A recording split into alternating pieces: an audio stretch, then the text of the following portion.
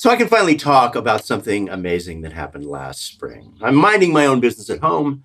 I get a call from Don Was, and Don says, "Hey, let's you, me, and Greg Lease go run some songs with Bob Dylan next week." Now, the first thing that happens is my heart starts beating twice as fast, and the adrenaline starts pumping. And I start taking deep breaths, and I go, "Okay, sure. What can you tell me?" "Well, I can't really tell you anything yet. When I get the details worked out, we'll schedule it. I'll tell you what we need to, if we need to learn songs, what we need to do." But Bob wants to go back and kind of do some of his old material in a very, very stripped down way. Now, one of the reasons my heart starts beating so fast is, think about this. That's four musicians. One of the four musicians is Bob Dylan. I'm one of three guys. And I'm thinking, this is going to be so intimate. Wow. Now, Don Was, I don't know if you know him or not, but he's one of the greatest record producers of all time. He's a great bass player also. He's produced records with the Rolling Stones, Bonnie Raitt, John Mayer, and everybody in between. And Greg Lease has been on a million records, touring with Jackson Browne right now. He plays pedal steel, mandolin, acoustic electric guitar, and dobro. And he does them all breathtakingly well. So me and Bob Dylan and Don Was and Greg Lease, okay, all right, okay. So I wouldn't call it fear, but it's a level of heightened awareness that is almost impossible to live with, because you want it to go well, and you do everything you can prior to that to make sure, you prepare if you can. We did get a list of songs to bring in, and the first day went incredibly well, but it was otherworldly. Leading up to it, because of just the fact that this was a quartet with no drums, no keyboards, an intimate, four musicians in the round, and I was one of these four people. Now, what followed that first great day was 18 great days of live off the floor recording in the round over the course of 2 months. Now, of paramount importance in a situation like this, with an artist of his stature, is the artist's privacy. That meant the only people I told was my family, no one else. There were no selfies, no Facebook, no Instagram, no photos, no recording in the room, no filming in the room, absolute total privacy. We drove to an undisclosed location, and indeed, this video will honor that privacy, as I will stay only in the lane of the musical experience. So there were two very unique things about the recording process that I want to talk about. First off, it was very early 60s style recording, live off the floor, as I said. Every performance was all done at once as a band, so you're hyper aware of not making mistakes, because the take is all at once. We were in a circle. There was an upright piano against the wall. Bob was standing facing us, and we were in a circle.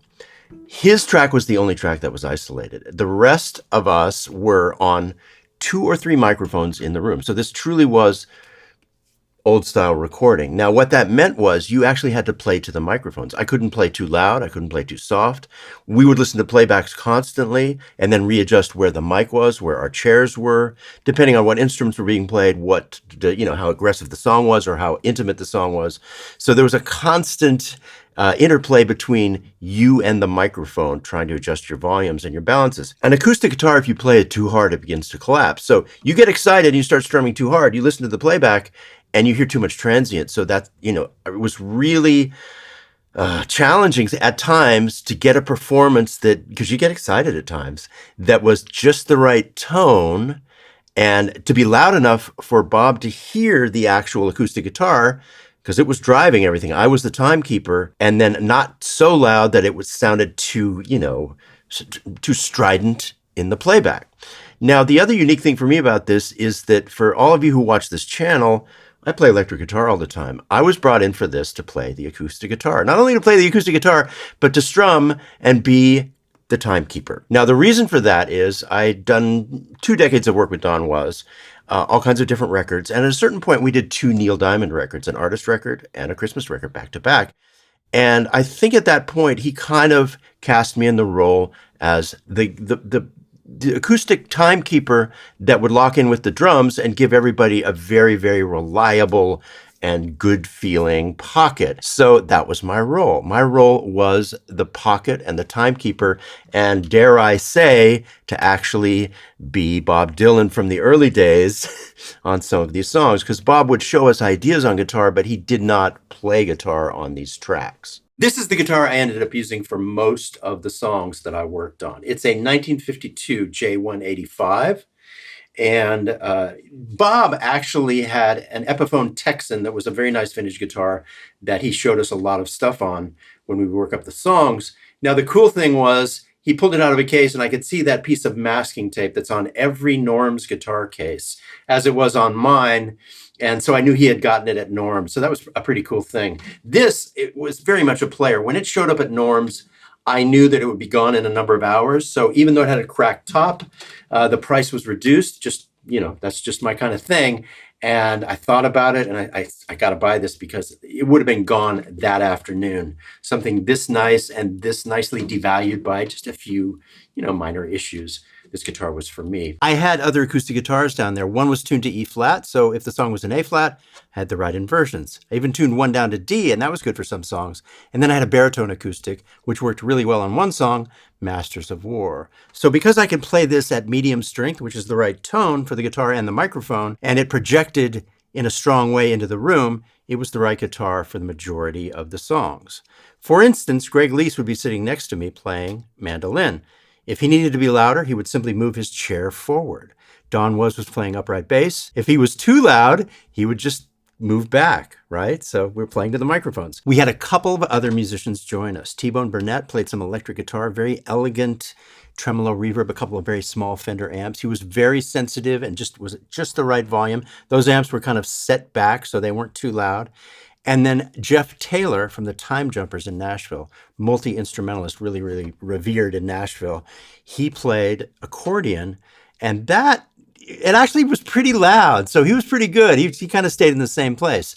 So we were all playing to the actual space we were in and moving in space to adjust our dynamics for each particular song. So one of the most exciting components of this process was the speed at which we had to learn songs. We were given a list of songs sometimes, say 5 songs for a particular session, and these were Bob's classics. We were redoing them in new ways, but then he would spring new ones on us constantly. So I remember moments when I was actually learning one of his songs from my iPhone with headphones while he was actually starting the song. So you literally had no time to learn the song. He was already playing it and you were still learning it off the record. And I would do a number chart because we're changing keys all the time. No way I could do chord symbols. So I would start scratching out the verse and the chorus and then just start winging it because we were already playing it. It happened that fast. I mean, he's done this for so long. He's always been surrounded by the greatest musicians in the world. It's just instant. And he wants to try a song and you're basically playing it as you're learning it. It was awesome. I want to share with you what to me was the greatest moment of a project that was filled with great moments. Bob's songs are living, breathing organisms. And whether he recorded it in the 60s or last week, whatever version he does at a particular time is only like a photograph. It's a snapshot. The next time he does that song, it's a different animal in a different key, at a different tempo, with a different arrangement, different musicians. I had the privilege of watching him write lyrics in front of me. So he's got a sheet of paper in his hands. We were all sitting around in between songs. And because of the arrangement of the song, because it was different, he had to change some things. And he just, stream of consciousness, started writing and rhyming and writing stuff down. And so he's reciting these new lyrics and these new rhymes, and he starts to smile and laugh, and it starts to flow. And it's all virtuoso stuff. It's like, whoa, whoa. And at a certain point, he says, man, I don't know where this stuff comes from. And he laughs. To me, I was seeing the gift that was given to the world from his poetry and where it comes from. And I watched it happen in front of me. That was the greatest moment. And I want you to know that at that moment in time, it was right before his 80th birthday. And this is someone with the same gift that he had, I would suspect, at 19. I mean, his voice is lower maybe, but it's still just as strong, if not stronger. His harmonica playing is breathtaking. His ideas flow on the piano and the guitar just endlessly. And he's constantly writing. Because we were doing songs that were kind of his iconic songs, you would go to YouTube and look at the other versions. We were doing a new version of Masters of War, so you look and see who's done that, and it's Eddie Vedder. And then you go song by song, and you see, oh, Neil Young covered this particular song. Oh, John Mayer did All Along the Watchtower. So did David Matthews. So did Lenny Kravitz. So did Brian Ferry. And on and on and on.